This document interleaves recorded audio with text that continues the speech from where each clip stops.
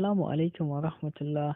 ‘Yan uwa masu kallon wannan bidiyo barkamu da wannan lokaci sannan barkamu da sake kasancewa da ku a dai wannan channel namu ne FD Tech channel wanda yake kawo muku dukkan wasu abubuwa da suka shafi haka technology na daga WhatsApp trick, Facebook trick, Instagram trick da kuma Android hidden features wato wasu abubuwa ɓoyayyu na wayar Android.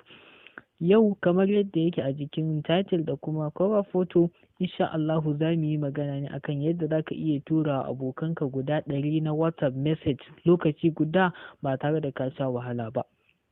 Kafin mu je kai tsaye cikin tutorial din namu za mu so ‘yan uwa su daure su danna subscribe wanda ba su taɓa yin subscribing ba kenan, sannan sai su taɓa alamar ƙararrawa domin hakan ne zai baka damar samun dukkan videos namu idan muka ɗora za a yi ma notification a sanar da kai.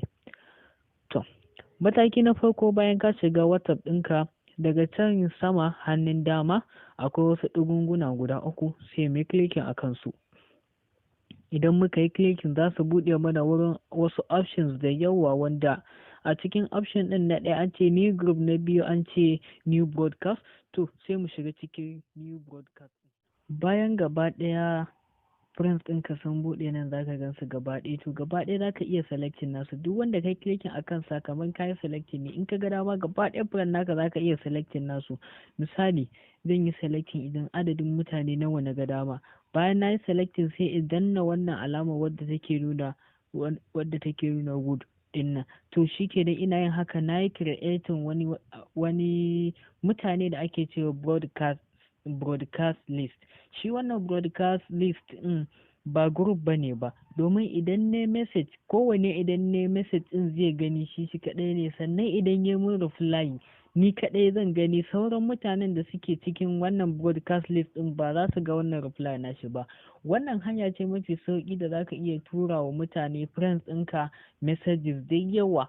Misali ina so in tura invitation na ɗaurin aure, ba dole sai na dinga bin friend ɗina ɗaya bayan ɗaya ba kowanne ina tura mai katin IB ɗaurin aure. Gaba ɗaya idan na creating broadcast list ɗin gaba ɗaya zan yi message guda ɗaya in tura, gaba ɗaya dukan su za su gani, sannan kowanne zai yi min reply nashi, yana yi min reply nashi ni kaɗai zan gani, sauran waɗanda suke broadcast list ɗin ba za su gani ba. To wannan kenan ka gama haɗawa. Idan kuma misali ka gama amfani da shi kana so kai cancelling wannan broadcast list ɗin, abinda za ka yi sai ka koma can daga sama ɓangaren hannun dama akwai wasu ɗigunguna guda 3 sai ka yi clicking a kansu.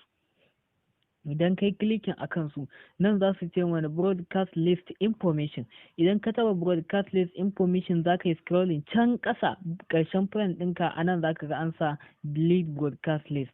Idan kai deleting gaba ɗaya to ka goge broadcast list ɗin ya zama babu shi, in mun duba gaba ɗaya a nan babu shi. To wannan kenan, ina fatan 'yan uwa wayanda suka ga wannan bidiyo za su yi sharing zuwa ga abokansu su karu, sannan kuma kada ku manta wayanda suke yau ne ranar farkon zuwan su zuwa wannan channel da su danna subscribe sannan su taba alamar ƙararrawa domin samun messages ɗinmu posting na videos ɗinmu a duk lokacin da muka yi. Wannan kenan, mun gode, sai anjima.